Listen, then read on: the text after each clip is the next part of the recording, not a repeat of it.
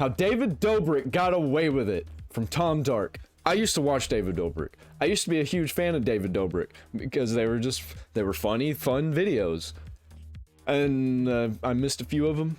And one of them, I mean, you'll see, he'll probably talk about it. It involves minors and alcohol and one of their friends. And one of the main reasons why David Dobrik got canceled, plus the Jeff Wittek thing. Love Jeff Wittek. I still watch that guy sometimes. Welcome back, my friends. Hello, my name is Tom. I've never seen Squid Games.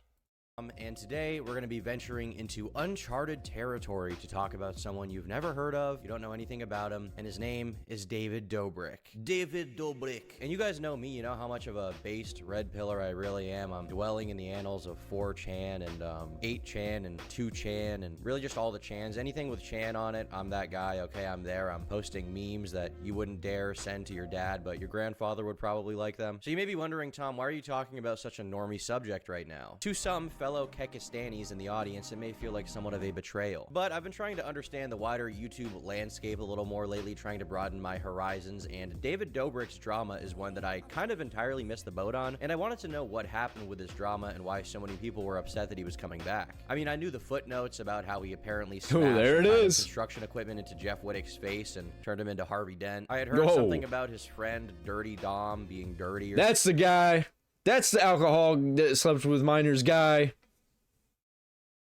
Something like that, but I didn't really know the whole lore until I started to research this video, and now we've got quite a story. It's kind of just a fact at this point that whether or I do know the lore because I was following David Dobrik through the whole thing up until the Dirty Dom sleeping with minors, and David Dobrik was guarding the fact that that happened to try and keep himself from getting canceled, and was still hanging out with the guy after the fact.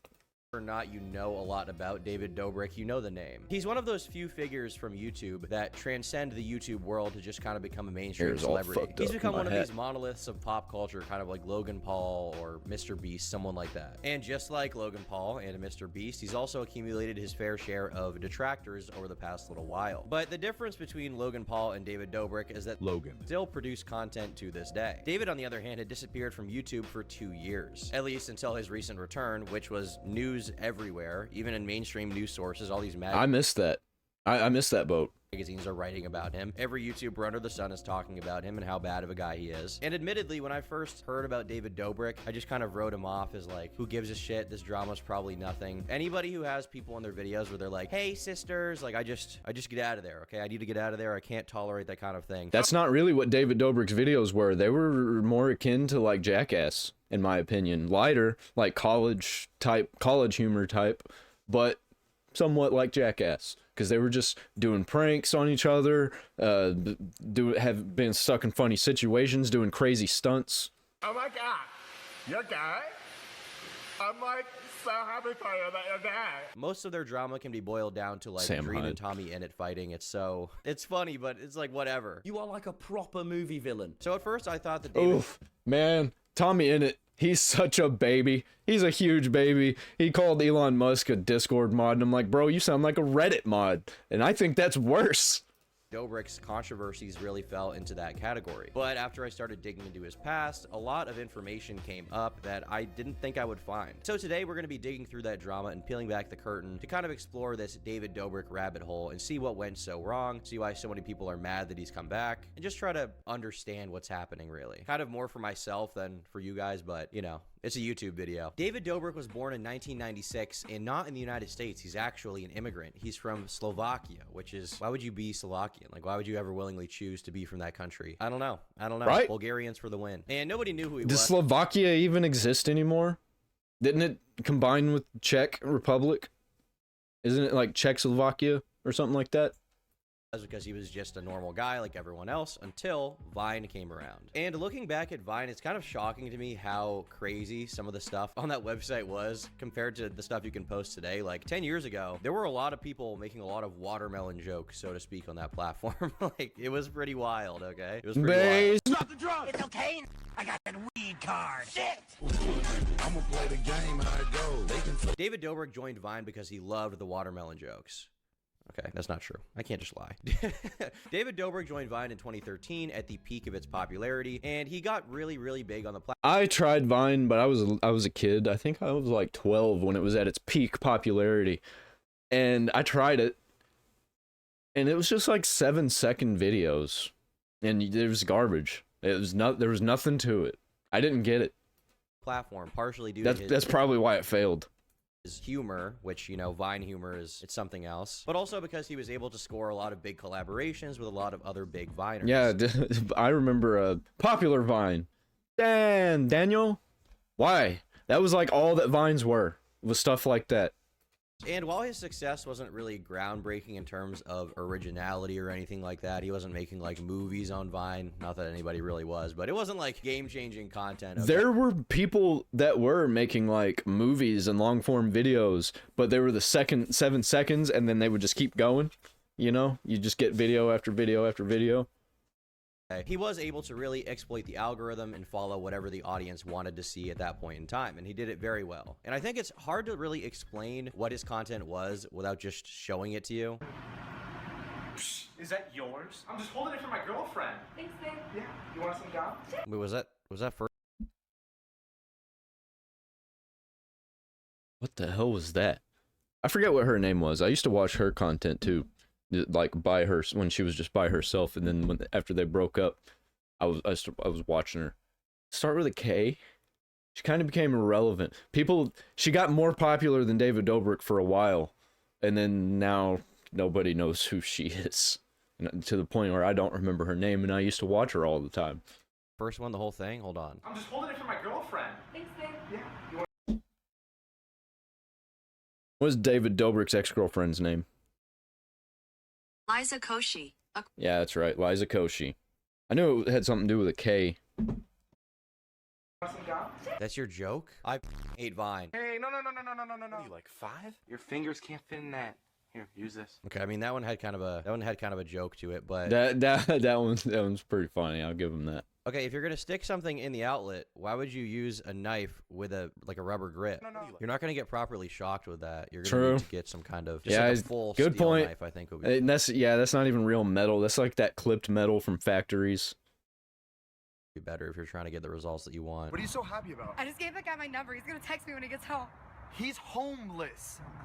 This is what got you famous in 2014, dude. I much prefer, like, the Rizzler or literally any other brain rot meme to whatever that was. I already hate this guy, okay? I already hate this guy. But no matter what I or anyone else thinks of his content, in retrospect, at the time, it was very popular. You could see there he had a lot of famous people collabing with him, like Gabby Hanna and Liza Koshy, okay? He had some very big names on his roster. And so by 2017, David had accumulated millions of followers on Vine, and he was a very recognizable online presence. And when Vine shut down, David didn't just want to quit making video content, so he migrated over to YouTube in what was known as the Viner invasion. When all of these Viners came over to YouTube, you had Logan Paul, Jake Paul, all of those guys, all right, and David. Oh God, man! Maybe we should have kept Vine, and maybe we wouldn't have had this Logan Paul, Jake Paul problem.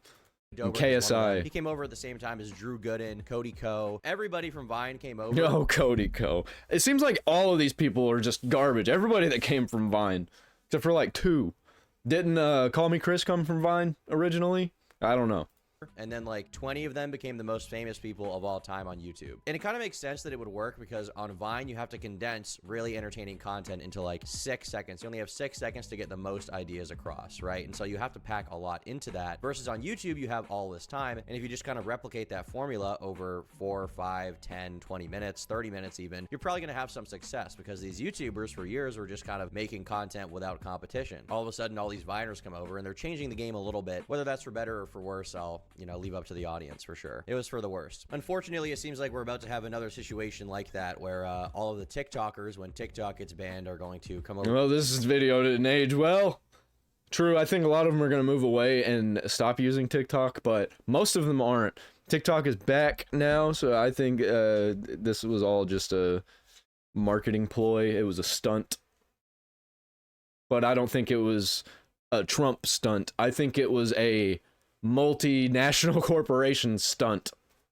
over to YouTube. Not really looking forward to that. That's going to produce a lot of cancerous content. There was the Vino side, and now we're seeing the TikToko cost. And it's going to be a dark day for them, and it's going to be a dark day for us as well. Like, we should have just kept them segregated over there, but now we're going to have to deal with it. And as a result of his time on Vine, David's early YouTube... I think eventually TikTok's going to shut down anyway. Content really reflected that Vine stuff. He had a lot of quick cuts, very, very high energy, fast-paced jokes, and he also had a heavy reliance on collaboration, getting as many famous people as he could in his content. And by 2017, the same year that Vine shut down, David had already had kind of a head start, and so he was already growing his platform on YouTube a lot. And it's during this year that he really solidified his content routine, his content structure that would really make him succeed. Every single video would be 4 minutes and 20 seconds long. Not 1 second longer, not 1 second less. Every video would be 4 minutes and 20 seconds long. And they would be filled with rapid fire clips of pranks, stunts, heavily edited chaos. It was basically like his entire Popular music. He was using popular music.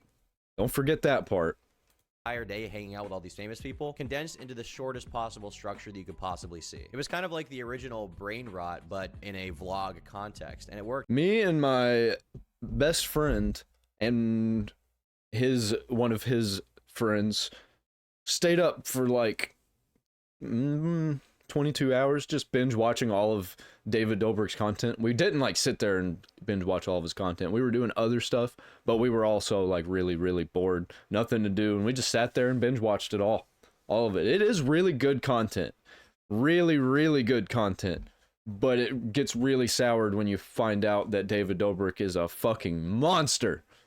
Worked really well. He was able to hold people's attention spans super, super well because it was a 4 minute and 20 second video. He could just have rapid fire joke after joke after joke after bit after funny moment, and it made him really algorithm friendly at the time, especially when YouTube videos were starting to get longer and longer, versus there was this one guy on YouTube who was making like the most compact, condensed piece of content into 4 minutes and 20 seconds that you've ever seen. And these frequent collaborations would really lead into the next step to David's success, which is the Vlog Squad, which was basically a rotating cast of personalities made up of e-celebrities, actual celebrities, David's friends, and David himself that would all appear. Are any of these people actually doing good now, except for the kid? I forget what his name is, and Jeff. I know that what's his name? Damn it, it's been so long. I don't remember these people's names. But I saw him. He was begging for money on TikTok. Wow. How pathetic, man. In his vlogs. While David was definitely the leader of everything and was orchestrating all of it, he was sort of the puppet master pulling the strings. Definitely a lot of the reason why his content succeeded was because of his ability to orchestrate these crazy stunts and reactions between all these other recognizable faces, some of which only became recognizable because of David. And that made the content very unpredictable and pretty funny. Like, looking back at these videos on YouTube, as opposed to his Vines, which I absolutely loathe, I see why these videos did well. Like, I could see myself watching a few of these and being like, yeah, I got a kick out of that. That's not even that bad. At the time on YouTube, he and Casey Neistat were kind of I really don't like Casey Neistat. I kind of thought he was all right, but I thought his videos were kind of boring and generic, and I think that's why they got so popular, is because they were boring and generic, and people like boring and generic and uninteresting. And his face bothers me. I hate his nose. I hate everything about his face. He looks like the typical meth head that's just like crawling around on the streets where I live.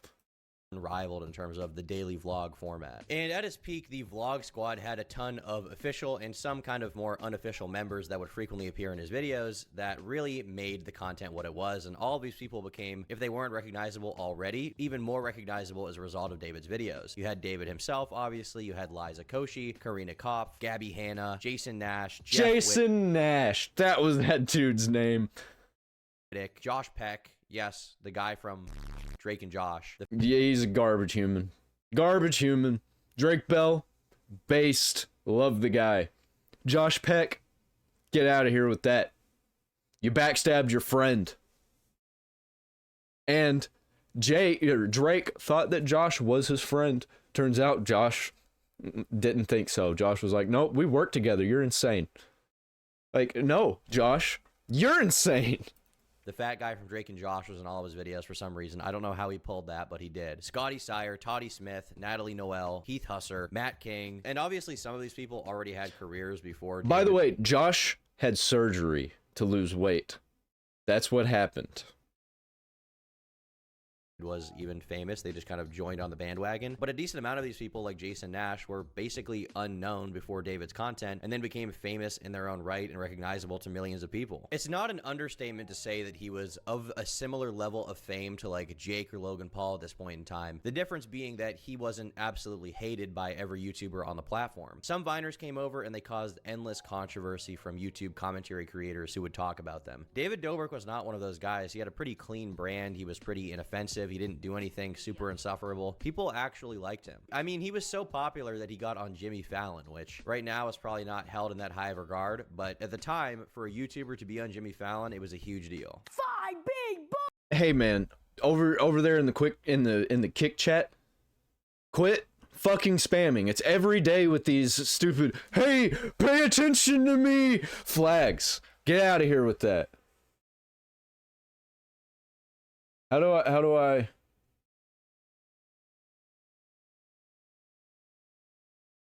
time out for a day? Yeah. Quit with that.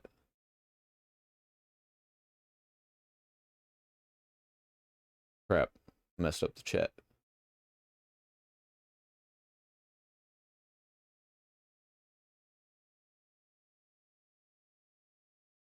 Yeah, whatever.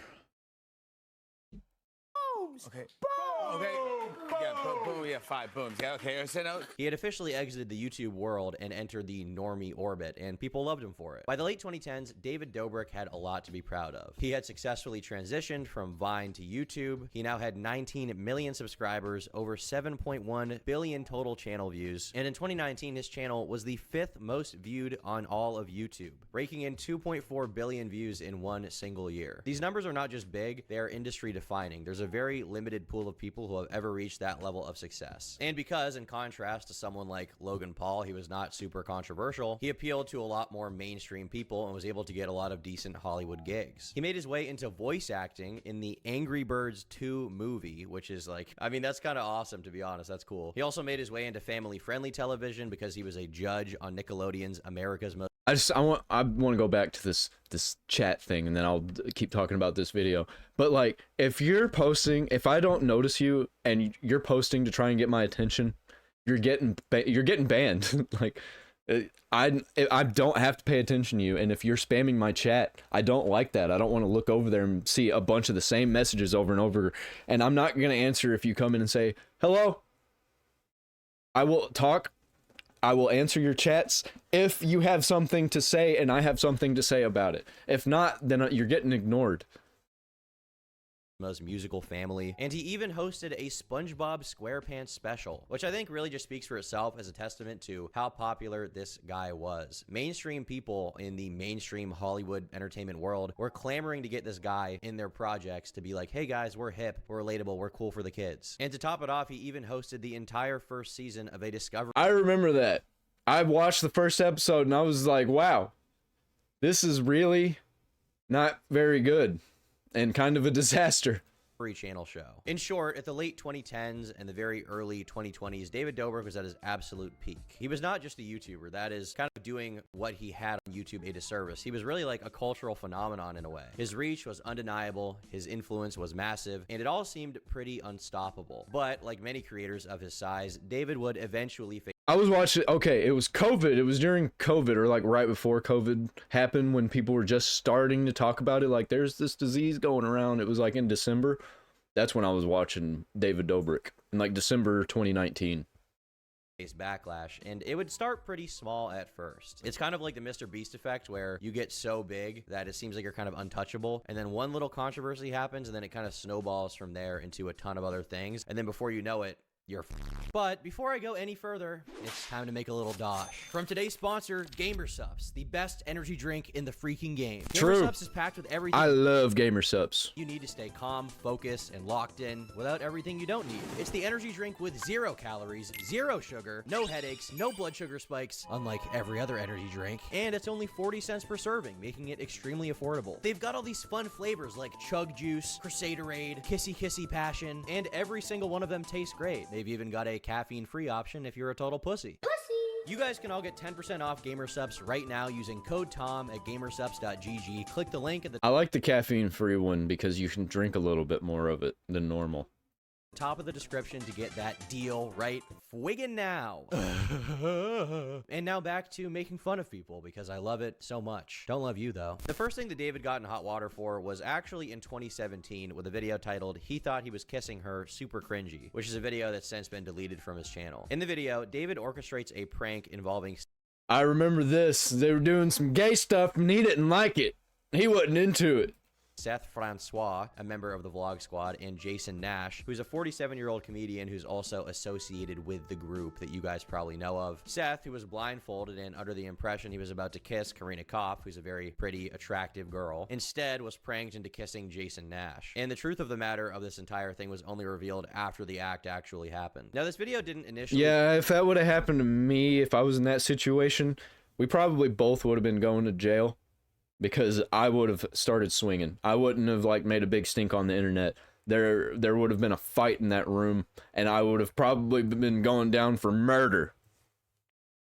Generate a lot of widespread criticism. The viewers just kind of treated it as another prank in his collective prank catalog, repertoire, discogram. There weren't a lot of alarms at the time, not a lot of outrage, but eventually this would come back to bite him. Then in 2018, another vlog would become notable because of the controversy that it sparked, titled "She Should Not Have Played with Fire." In the video, David's seen hanging out with his usual crew, including a guy named Dom, who went by the moniker Dirty Dom. During the video, I was about to say Dirty Dom. Dom makes what are presumably intended as jokes within the video itself, claiming he's invited a group of girls over for a fivesome. These girls do appear briefly, and while Dom directs a series of sexual remarks their way, it seemed like just another kind of moment of edgy, questionable humor, at least at the time. It wasn't really read into too much. People were like, oh, haha, that's Dirty Dom, whatever, right? I invited these girls over to have a fivesome, so hopefully I have a fivesome tonight.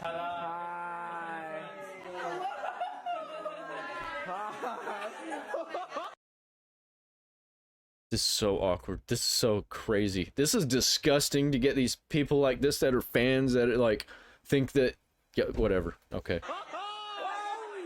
You guys are the only ones for me. I don't talk to any other girl. After a couple minutes of talking, it was clear there was no fivesome happening tonight. You called it. Yeah. Oh well. You guys want to watch me and Trisha have sex? I'm down. But by some stroke of luck and master negotiating, Dom made progress. That is so gross. And what do you mean by negotiating? If there's money involved, that's prostitution. Hey Dom, we just need to get in there and do a head count for the vlog. Okay. Yeah. Okay. All right. We got 3 in there. Holy shit. It smells like someone was murdered in here. Dom, what's up, dude? You are sweating like a racehorse. Was that your first threesome? Yeah, thanks, David. Yo, smell my finger. No. I'll give you $20. 25? Deal. But while this video itself didn't show anything explicitly weird, some viewers did note one detail that might I mean, it is kind of funny if it would have been adults, but yeah. warranted more attention. A few months earlier, a girl named Allie released a video titled "Dirty Dom Exposed My Story," in which she accused Dirty Dom of groping her in— Wait. Am I getting this mixed up? Am I getting this mixed up with the drinking thing, or is this the same situation? I don't even remember. Like, getting girls drunk who are underage.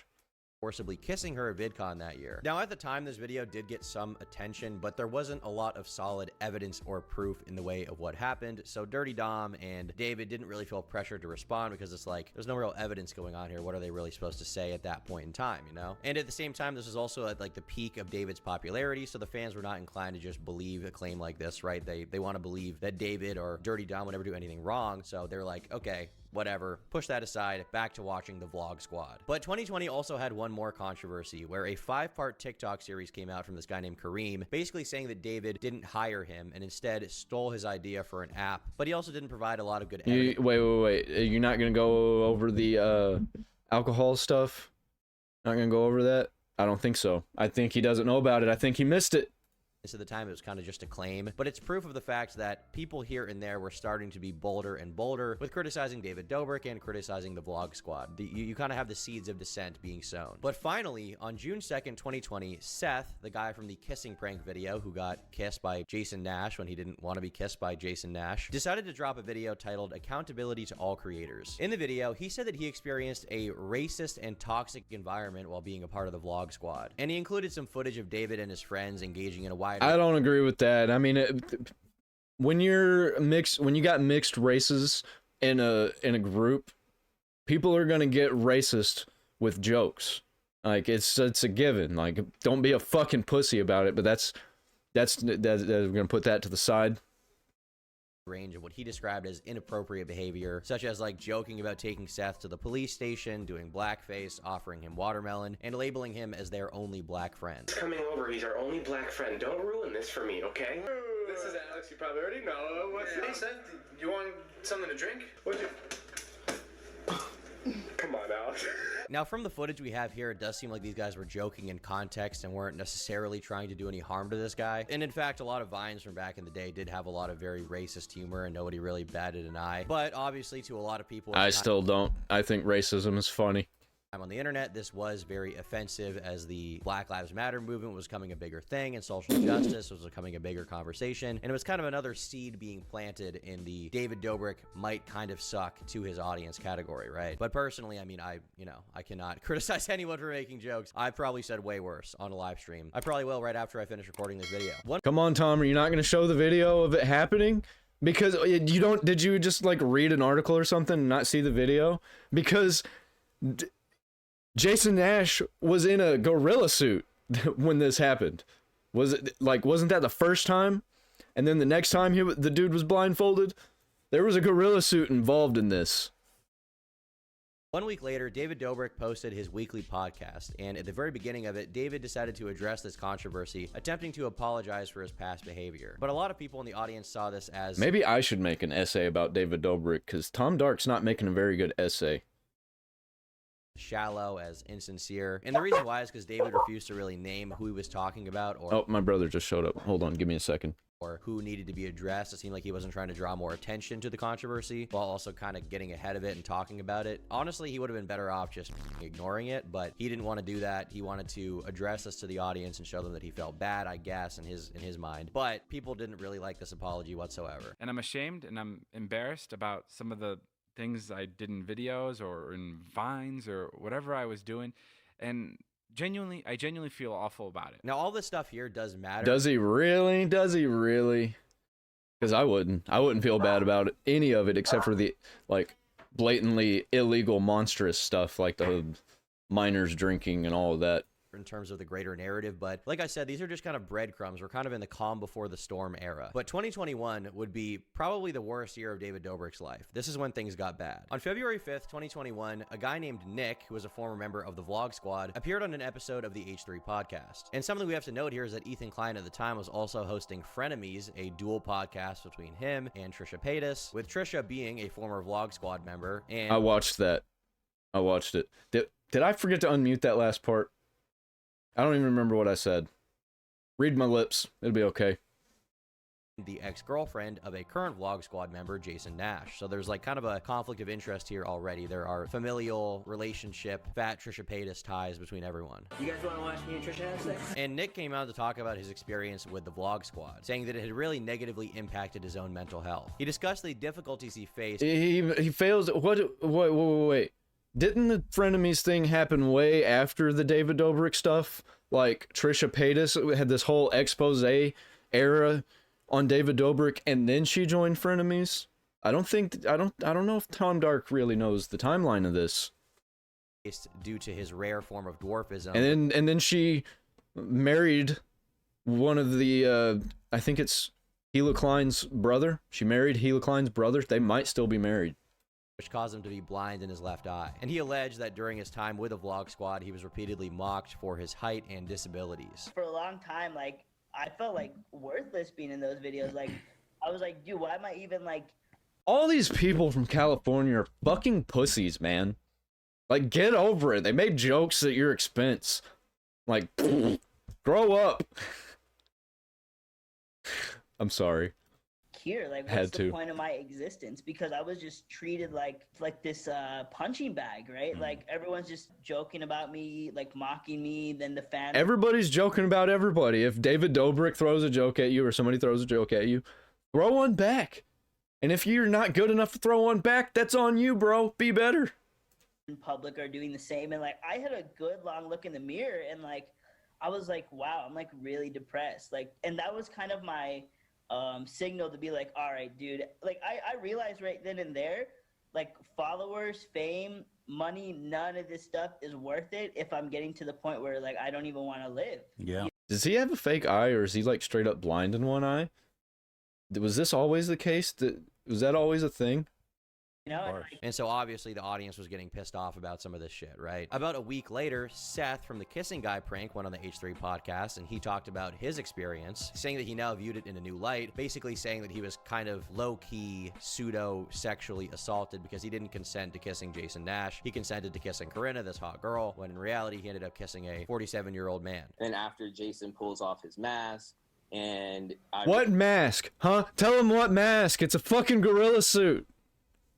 realized that, you know, I just was touched by someone that, you know, I did not, you know, consent to having their tongue. And I'm sorry, it is a little bit hard to kind of like talk about this because like this situation, I know a lot of people because also I'm a man coming out about something that's like a sexual battery, sexual assault type of situation.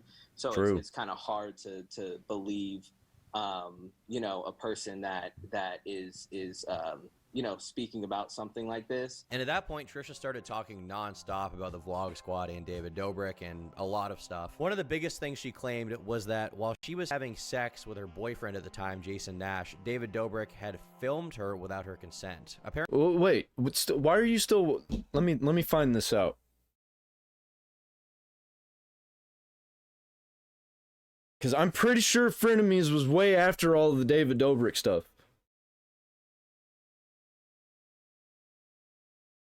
I don't even know what to ask. I don't even know what to ask the internet.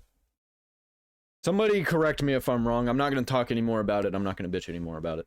Apparently, Jason was aware of this prank. He knew it was going on. But Paytas says there was no consent given from her end at the very least. Which obviously, like, if you're filming people having sex and only one of them's cool, that's a really bad thing to do. I mean, I don't need to, like, go on a 3-minute diatribe about how that's bad. We know that's not a good thing. Like, I know you know. Or is it? It's bad. Yeah, don't do that. Don't film people having sex. She also said that she had asked David not to post one particular video titled, "I snuck into their hotel room. Surprise!" But it got posted anyway. I should just do privacy. Of course it for all did. This video, be like, I did not consent to this. I did not consent to this. Like, this did not have my permission to put this into the video. Like, I'm not like that because I did consent to so much. But this in particular, it's like, what the hell? Here, I'm trying to find. Okay, so here. So set this up for me, okay? I was in Boston for 2 weeks with Jason and his family. He's like, we need to fly to Chicago, which is where David's from. And so we did. And we land. And this is like 2 hours after we land. We like get in the hotel room. I don't know. I guess we just started having like sex or something like that. And he's like, oh, can you go get me a tissue?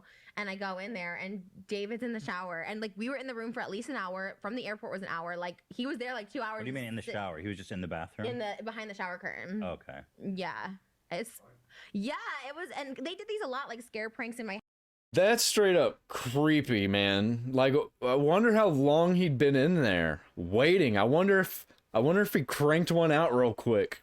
I bet he did. Be in my house or whatever, but we were never like having. But why would that? Here's the creepy thing. Why would Jason have sex with you for an hour knowing David was in the bathroom? It wasn't an hour. It was like maybe like 15 minutes. Okay, but have sex with you at all? That's so disgusting. Like, that's what I said. I was just like, wait. That is a violation. Why didn't we just like send me in the bathroom before we got naked? I actually think Jason Nash is the bigger creep in this situation because he knew about it and still had sex with Trisha and had it in his head that David's in the bathroom. Like we're naked in this clip, like completely. So here. I'm completely naked in this clip. Oh, you can tell. Here, well, let's watch. Jason just landed. Babe.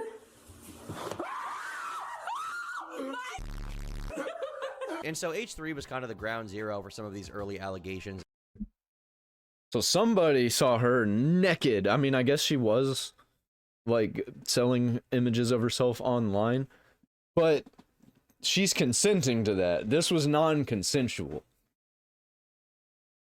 Against David Dobrik, and he ended up making a bigger accusation against David than most people had seen before, an accusation of censorship. Because when H3 was covering the story about Seth and the kissing prank, apparently he got DMCA'd, and he thinks that it was David that did it. David's MCN is trying to remove this clip. I think David thought it was okay to see her naked because he'd seen her naked before online. She's like, oh, well, she posts herself online. I think if I saw her naked, it's not that big a deal. Don't work like that. That's not how that works. From the internet. This is straight up sexual assault, and he did it to him twice. Absolutely infuriating to hear him talk about it so joyously, knowing the trauma it caused Seth. And I can kind of understand from the perspective of like David, when you're pranking your buddies, like maybe you would think this is just like a cool, funny thing to do, like ha ha ha, whatever, you know, a guy's gonna kiss a guy when he thinks he's kissing a girl, whatever. But the problem is, if Seth wasn't totally in on the joke and this wasn't a thing they were all cool with and would do regularly, then obviously he has a right to be upset about it after the fact, you know? This is kind of like a classic, I guess, frat guy prank, something to that effect, just like a very boys club kind of prank type thing. And some of those can be cool, and I can understand a world where Seth was okay with it maybe, but in this case he says he's not, and I think he has a right to be upset about the fact that he ended up kissing a guy. If I was kissing a guy and then they took the blindfold off and it turned out it was a girl, I would probably kill someone. I'd probably kill myself. So at this point the drama is rumbling, it's getting bigger and bigger, and at that point a Vlog Squad member named Scotty Sire ended up uploading a video in defense of David Dobrik. Him and Todd I do not like, especially this guy. This guy's a douche, and so is Todd. And this is where something interesting happened, because in his effort to defend David, he showed messages that appeared to be Seth offering consent to the incident that took place in 2017. David looked through his text messages and found one of Seth's numbers asking him to do the kissing prank a third time. Seth literally requested to do it a third time. Guys, this is a text from Seth from about 2 years ago. He goes, yo, bro, I was thinking about it. I'm down for another kissing sketch. I said, haha, what do you mean? He goes, lol, I don't really care as long as you clout me up. I'm not gay. You're going to have to prove that this was actually him and not you just creating a number and putting his name on it. Just don't care. And then he sends me this. I mean, yeah. I mean, I don't know. I mean, it's not really a big deal. I mean, it's the same shit. Just, I don't know, more open-minded. I don't know if Seth completely forgot about that or if he just hoped that David would never find it. But he got so much backlash for that video, for showing those text messages. People called him a victim blamer, and he ended up having to post an apology on Twitter pretty soon after, saying he feels sorry to anyone who feels as though he disrespected or invalidated their story. Now, no, that's not my intention. What the hell you mean? You literally were trying to invalidate the story. After saying he feels sorry to anyone who feels as though he disrespected or invalidated their story. Now, at this point, there's a lot of different claims being made. You have kind of shots across the bow from both sides, but David's been largely silent about all of this. But I would say that up until this point, the reputation... I think it's very smart to stay silent about it and just let it all blow over. In a few years, you can come back and be the king again. The reputation of David Dobrik was probably still salvageable. I think he probably could have been fine if he just pushed on. If more stuff hadn't come out. But more stuff did come out, and it only got worse and worse from that. Is this the minors with the alcohol? The last thing, I don't think that was that. I think they were just, like, it was non-consensual. Or it was weird. It was like a weird non-consensual. Like, they said yes, but it was like they felt like they had to say yes kind of situation, which I don't know about that. I don't know. But the minors with the alcohol, that's bad. That is real bad. And posting it on the internet too. There. In March, Business Insider published a bombshell article where they apparently had investigated a member of the Vlog Squad, with that member being the aforementioned Dirty Dom, who had been accused of kissing a girl without her consent at VidCon, among the other somewhat kind of weird incident from that vlog that kind of looked like it may have been weird, but may have not been weird at the same time. People didn't really know. Business Insider went all in on Dirty Dom. The article includes commentary from a woman who appeared in that 2018 vlog, the one called She Should Not Have Played With Fire, in which she claims that she was raped by Dirty Dom. Dirty Dom has been accused of sexual misconduct by 2 new women who came forward to Insider. An earlier investigation into a rape allegation against the YouTuber was published in March. The 2 women provided Insider with photos and videos of them with him. In the video, YouTuber David Dobrik could be heard saying stop as he tugged at the back of Dirty Dom's sweatshirt, while Dirty Dom humped a female vlog extra in the hallway outside his apartment. Ziglatis, which is Dirty Dom's last name, if you don't know, Ziglatis asked a woman why she would agree to smoke his marijuana if she wasn't wasn't going to reciprocate by performing sexual acts on him. And as the article points out, Dirty Dom's whole character from the videos was that he was like kind of weird, kind of perverted, kind of sex obsessed, right? And ultimately the article is trying to show like he is that guy and more. Other women have also used TikTok to accuse him Of course that he is. If you're willing to portray a character like that and like on a daily basis, it's probably you're just playing yourself as the character. of misconduct. One of them, Gabriela Lagunas, came forward to Insider after reading the March investigation. She said that on December 13th, 2018, she met him near his apartment, which was a frequent Vlog Squad filming location. She shared a photo she took with him at the time with Insider, as well as screenshots of messages between the two. Lagunas, who was 21 at the time, said she'd hoped to meet Dobrik, of whom she was a fan. She went out to dinner with Dom, and he made her pay for their meals, she said. He also asked her to come to his apartment, hinting that David will be filming there that night, she added. Dirty Dom then told her that she could either have sex with him or leave the apartment. She agreed to have sex, and afterwards he asked to take a video of her in her underwear. She agreed to that as well, but on the condition that he wouldn't share the video with anyone. Lagunas said that a few minutes after he took the video, he told her that he'd sent it to his friends in a group chat. Hey, mind if I take a video of you naked? Promise I won't send it to anyone. Promise. Pinky promise. Pinky promise. Oh my. And we got ourselves a real Destiny situation here, except Destiny did it for revenge porn. In this situation, it was just like, ha, check it out, guys. Look what I did. Yeah, dude, my phone slipped. I slipped on a banana peel. I kind of did a dolphin dive like in Call of Duty into the phone, press send on Snapchat. My bad. My bad. Another woman appeared in a vlog in 2019. She was 18 at the time and a Dobrik fan. Dobrik had invited her and her friends up to Dom's apartment to film a bit where he and this young woman fought. She provided Insider with a video that her friend took shortly after Dobrik filmed the encounter for this vlog. In the video, which was still public on Dobrik's channel at the time of writing, with more than 13 million views, Dirty Dom rushed towards this woman and the clip cut off before they collided.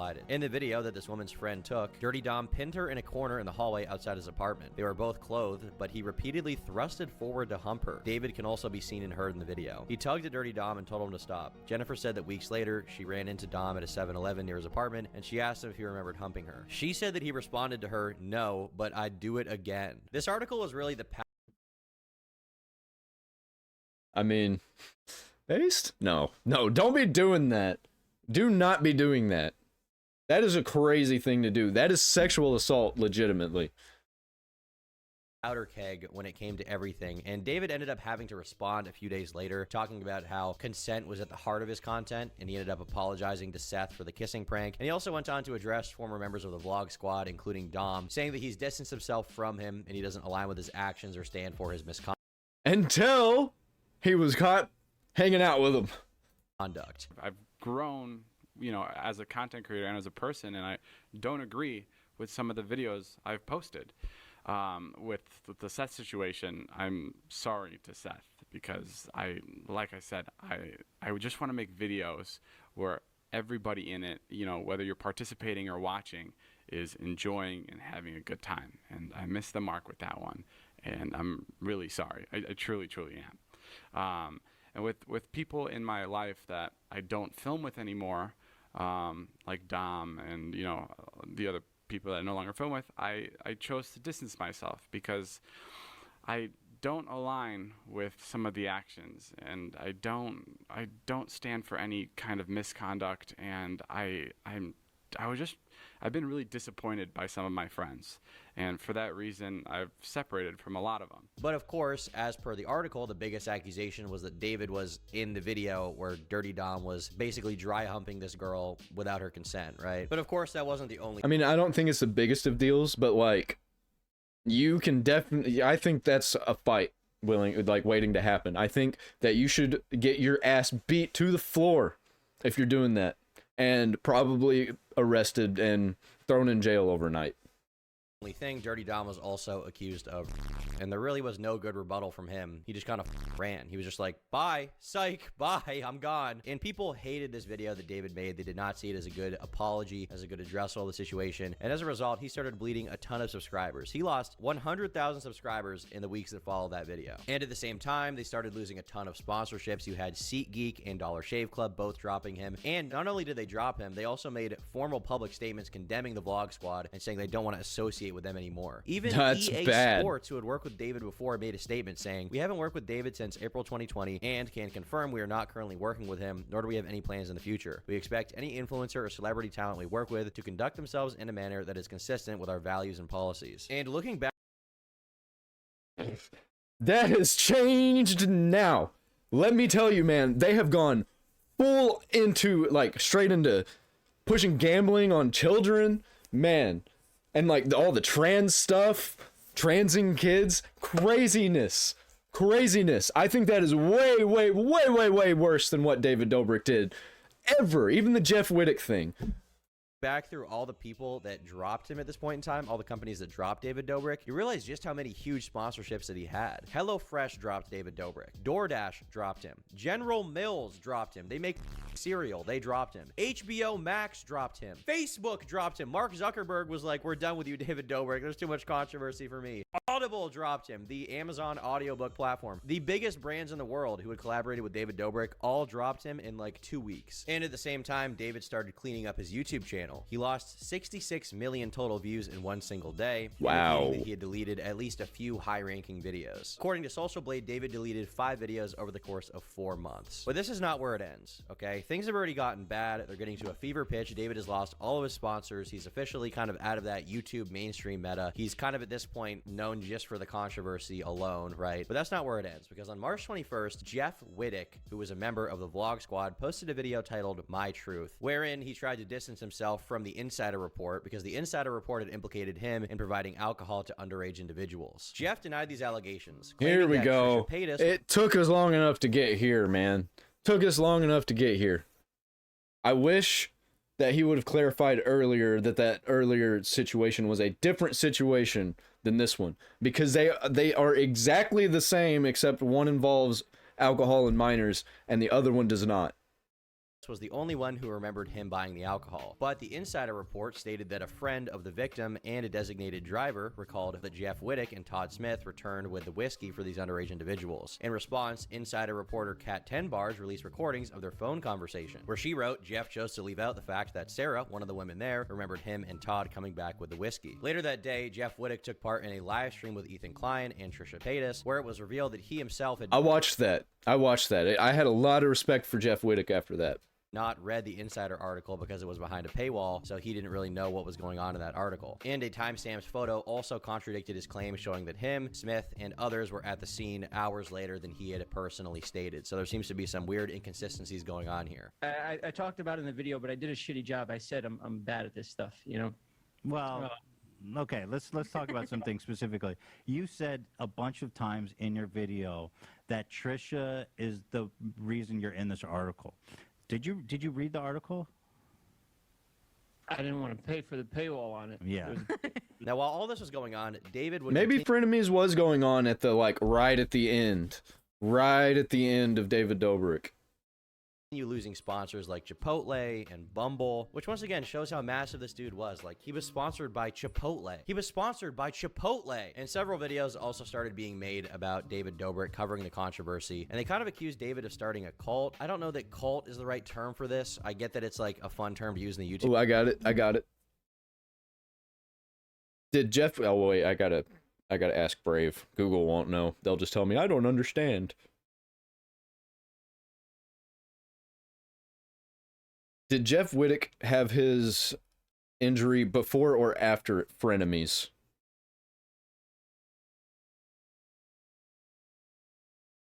Okay. Jeff Wittek's injury occurred before he appeared on the Frenemies podcast. The accident happened in June 2020 while he was filming a stunt with David Dobrik and the Vlog Squad. He later appeared on the Frenemies podcast with Ethan Klein and Trisha Paytas to discuss the situation. Okay. So the injury occurred in June 2020. When did Frenemies start? When did the Frenemies podcast start? September 15th, 2020. According to... So, okay. So I was right.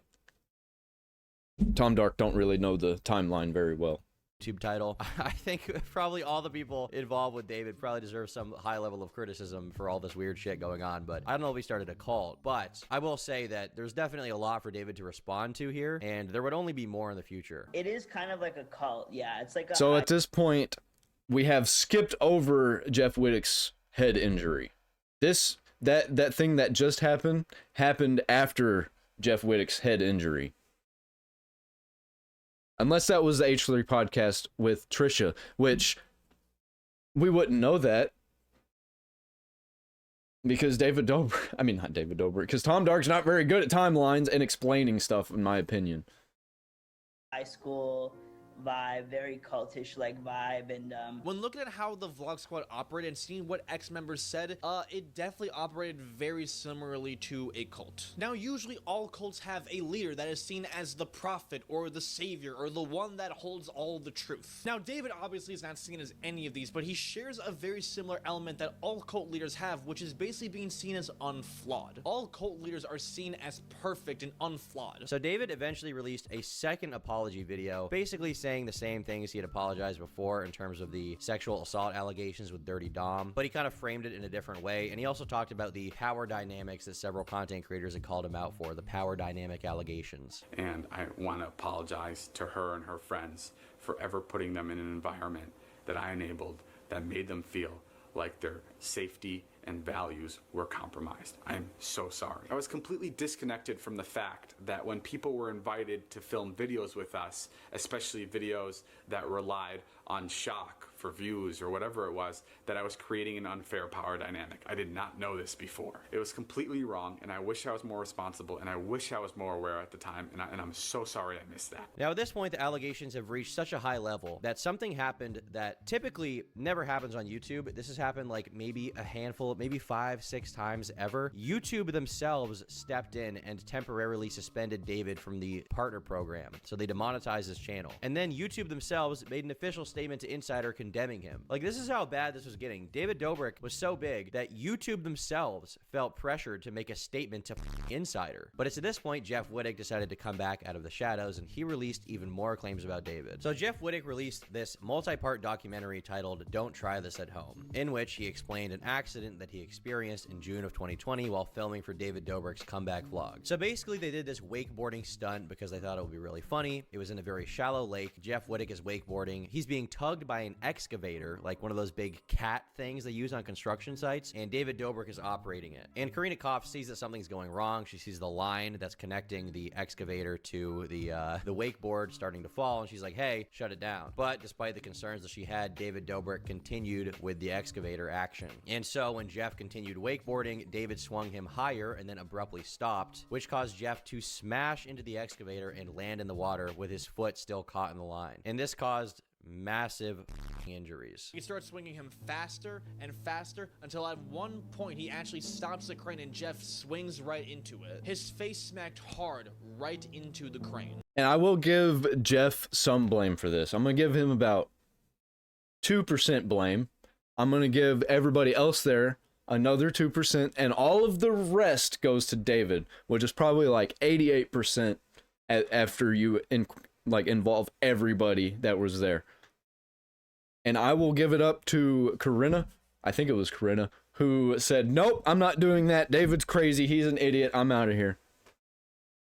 And this accident quite literally almost killed Jeff. It like cracked his skull open, it damaged his eye, and his face was like ripped open. He looked like Two-Face from The Dark Knight. I mean, you can look at pictures of how bad this looked. His face is all swollen up. Once again, he's facing the Harvey Dent allegations in this one. He's Two-Facing out. Wouldn't be surprised if he starts flipping a coin and talking about justice all the time. And he, in fact, did seek out justice, suing David for $20 million. And by this point, there were so many allegations being made about David, so many being made about the Vlog Squad. And while it seemed initially that when this stuff started coming out, David kind of wanted to try to continue, at this point, he just disappeared from YouTube. He just ran. He ran hiding like he's Ann. For 2 whole years, David Dobrik would not make a single public statement on YouTube. He wouldn't make a video. He was around on Snapchat making these Snapchat stories that I think he was paid for by Snapchat to make, but he was not on YouTube at all. Nobody heard anything from him. He completely ran from this. I think he probably had a contract with Snapchat, and that's why he had to keep making on Snapchat. I almost guarantee that was the issue. Platform. He was getting pummeled by everyone from every single side of the internet, even all of his former collaborators like Karina Koff, Jeff Wittek. They were shitting on him. He was losing all of his sponsors, and I mean, it's not like he was really hurting for money at that point in time. He definitely had enough money to just do whatever he wanted, so he just decided to dip and do Snapchat stories. And this is where we get into the present day stuff, because he was gone for 2 years, and during that time, he kind of managed to successfully quell the controversy just because, you know, he stemmed the flow. There was nothing else to talk about past a certain point in time. But a few days ago, David uploaded a video titled Surprising Friends with Body Transformation, where he can basically be seen with all these random that I don't know anything about, and he also revealed that he got kind of jacked. Not ragging on him for getting jacked, by the way. That's a good thing, okay? I like to see it. Mad respect. But I will say, his buddy's reaction does kind of look like that one Logan Paul video where his friend's like, bro, you look buff. I don't know if you guys remember that, but that was like a classic Logan Paul moment from back in the day. Classic cringe comp moment. That's actually insane. Hi. Really? Yeah, I'm kind of turned on right now. Are you? I know you're mad, but can you tell me my arms look big? Like, That did not look natural. That looked like he was starving himself and also like probably taking TRT. Second. Like, I'll be talking. When? Like right now? You know, like I'll be talking and then just interrupt me and be like, dude, your arms look really good. All right, just talk. Just talk. Okay. So as you guys know, Jacob, your arms look really big. You, dude. The video itself, though, isn't really that interesting. He kind of just shows that he's kind of jacked now. Everybody's glazing him. He's like talking to all these weird Los Angeles people. I hate Los Angeles, but that's the people he's hanging out with because, you know, he's a Los Angeles freak. And what's particularly interesting about this is that the video did really well. Like, the way that people talk about David Dobrik, you would think that if he ever came back, he would get like 5 views, and then everybody would just go to his house and throw rocks. Wait. Are we done here? Are we not talking about the rest of the Jeff Wittek stuff? Because like a bunch of stuff happened after Jeff almost died that I would think would makes David Dobrik seem worse about the whole like ignoring Jeff and everything, and like not wanting to pay his bills and like wanting to pay his bills and talking about lawsuits at him until he sinks into hell or something. But that's not what happened. His videos from 2 years ago were getting like 11 million views, 8 million views, 9 million views. This video about him getting jacked or whatever has 7 million views. Like, that's crazy. In 10 days, 7 million views is very respectable numbers for anyone. It's almost like nothing even changed. And if you look at the comment section of the video, people are actually really happy to see him back. This guy named Fanatic in the comment section says, brother casually dropped the toughest vlog out of anyone in the last 3 years. This other guy says, was anyone else literally smiling ear to ear? I honestly, I think he's better than Logan Paul. Honestly. The Jeff Wittek stuff, that sucks. I wish that stuff didn't happen. And I think that he's a garbage human for that. I'm never going to respect him. I'm never going to watch his content for like actual purposes of entertainment. Never going to like the guy ever. Actually, I'm on the verge of hating him. And I love Jeff Wittek. The entire vlog, then went to another level when the SeatGeek ad played. So SeatGeek is back. He's getting his sponsorships back, apparently. This guy down here says David really saved Jason from begging for gifts on TikTok. For those who don't know, Jason Nash has been on TikTok for like the past few months. Oh man, like why didn't you talk about this earlier, Tom? Whenever you were talking about Jason and the gorilla suit that you didn't mention. Doing these weird live streams where he begs people for like TikTok coin. Oh, Chung Shu, please donate the TikTok coin on Chung Kong. But it is really interesting to see how, despite every controversy I just listed, which like you would think that throughout everything, David Dobrik's career would basically be toast by this point. He'd be done. He's kind of fine. Like, he's probably going to post more vlogs, and he's probably going to get his sponsors back, and he's got a semi-successful pizza business. I think that's what his Snapchat videos mostly were, was like at his pizza business. Was it Dobrik's? Is that what it's called?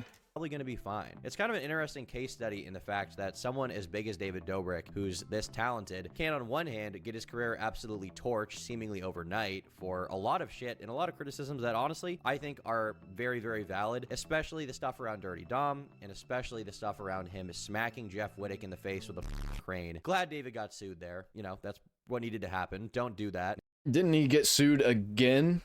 Because he didn't do some stuff or did do some stuff or like talk shit. I don't even remember. I don't remember the whole situation. I wish I could remember. I wish you would explain it and like go deeper in depth on it, Tom Dark. now he's back, and it's like it's just back to normal. It's kind of crazy. I don't know. You just don't see that every day. Like when you're reading this stuff, when you're looking into this, when you're watching other people's videos about it, it's like the end of David Dobrik. David Dobrik is done forever, but now he's fine. He's come back. So yeah, I think that's pretty much it. David Dobrik is back, and I guess none of it mattered in the end. Or if it did matter, it doesn't matter anymore. Well, true. Hope you learned something today. Bye. It matters to Jeff. I think that there's going to be some fighting happening. Maybe Jeff and David will make up. Who knows? If that happens, then I will reverse everything that I said about David. Honestly. But, you know, until then, David Dobrik is a garbage human. He's not as garbage as some people, but he's definitely a lot more garbage than a lot of garbage people that I know about. I think that David Dobrik... Okay. David Dobrik, right down here. Johnny Somali, right here. I think Johnny Somali is a little bit better than David Dobrik. And I dislike Johnny Somali with a passion. I don't hate him. I just dislike him. I'm on the verge of hating him. I find it hard to hate anybody. And that's where I'm going to end today's show. I've got a link tree down there in the description, and I've also got a spread shop down there in the description if you'd like to donate to me and also get some merch. I've got a PayPal too if you just want to donate to me regularly. But why would you do that? Because you get nothing out of that. You get a cool shirt or a cool hat or a beanie or a bag or something like a tote bag. You can get all that cool stuff, or even a sticker. You can get a sticker. And I will be back tonight to play some Terraria. And it's been epic, man. Everybody's been loving it. It's the best Terraria stream. There's no better Terraria stream. I'll see you guys tomorrow or tonight, whichever one.